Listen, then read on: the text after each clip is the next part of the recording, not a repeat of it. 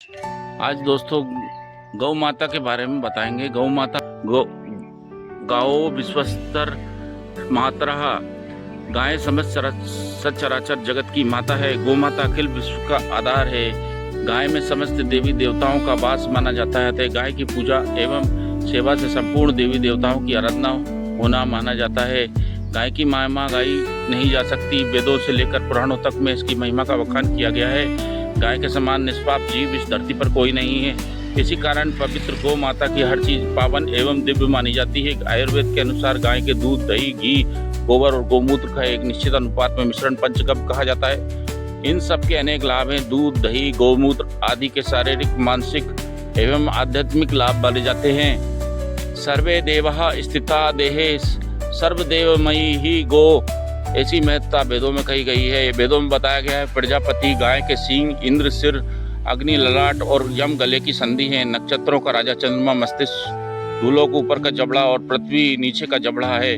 बिजली जीव मरुत देवता दांत, रेवती नक्षत्र गला, कृतिका कंधे और ग्रीष्म ऋतु कंधे की हड्डी है। वायु देवता इसके समस्त अंग है। इसका लोक स्वर्ग है और वृष्टवंश की हड्डी रुद्र है। बाघ उसकी छाती, अंतरिक्ष उसका बल, बृहस्पति इसका कुवड़, बृहति नामक चंद्र इसकी छाती की हड्डियां हैं। देवांगना इसकी पीठ और उनकी परिचारिका है पसली की हड्डियां हैं। मित्र और वरुण कंधे हैं। तुष्टा और आर्यमा हाथ है तथा महादेव इसकी भुजाएं हैं। वायु देवता इसकी पूछ और पवन इसके रोए हैं।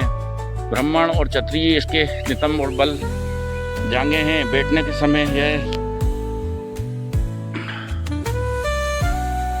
समय यह अग्नि रूप, उठते समय अश्विनी कुमार, पूर्व की ओर खड़े होते समय इंद्र और दक्षिण की ओर खड़े होने पर यमराज है। दक्षिण देखते समय मित्र देवता है और पीठ फेरते समय आनंद है। हलिया गाड़ी में जोतने के समय बेल विष्णुदेव, बेल जोत दिए जाने पर प्रजापति और जब खुला हुआ रहता है उस समय सब कुछ बन जाता है।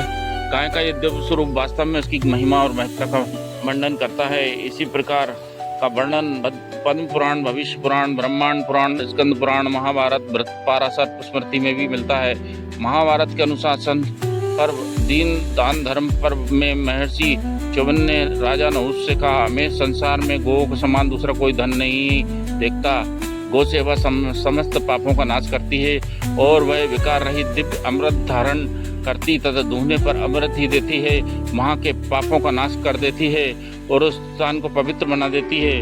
गोएं समस्त कामनाओं को पूर्ण करने वाली हैं। इस पर्व में भीष्म ने युधिष्ठिर से कहा, जिनके गोबर से लिपने पर देवस्थल पुत्रों के श्राद्ध स्थान पवित्र होते हैं। उससे बढ़कर पावन क्या हो सकता है। जो एक वर्ष तक प्रतिदिन स्वयं भोजन से पहले गाय को एक मुट्ठी घास खिलाता है, उसका यह व्रत समस्त कामनाओं को पूर्ण करने वाला होता है।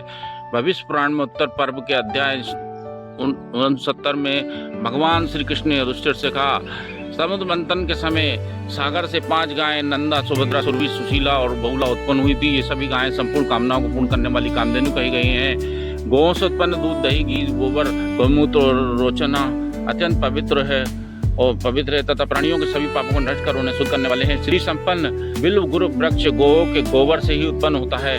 ब्राह्मण और गौ एक ही कुल के दो पहलू हैं। ब्राह्मण में मंत्रों का निवास है और गाय में भविष्य स्थित है। पद्म पुराण के 6ठी खंड में ब्रह्मा जी ने नारद को बताया, जो गाय की एक बार प्रदक्षिणा करके उसे प्रणाम करता है वह पापों से मुक्त होकर अक्षय स्वर्ग को सुख भोगता है। जो मनुष्य प्रातःकाल उठकर गाय और उसके घृत का स्पर्श करता है वह जटिल पापों से मुक्त होता है।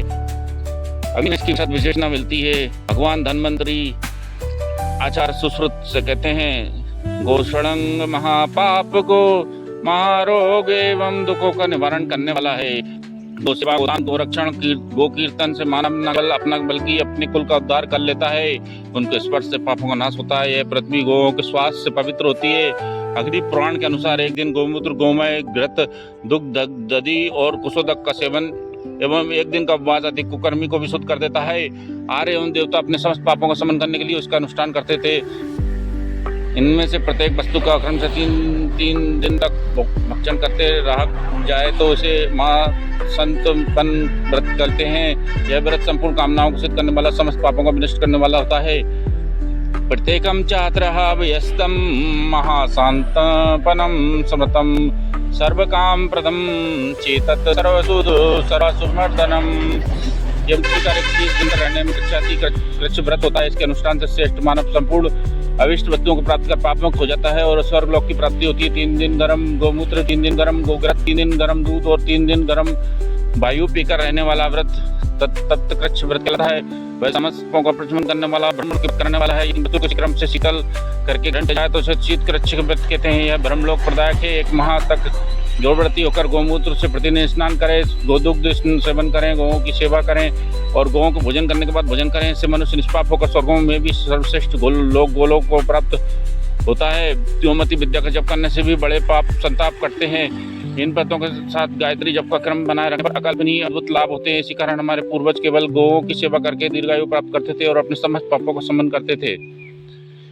इस तरह गौ माता के बारे में आपको बताया है। तो ये गौ माता की सभी को सेवा करना चाहिए।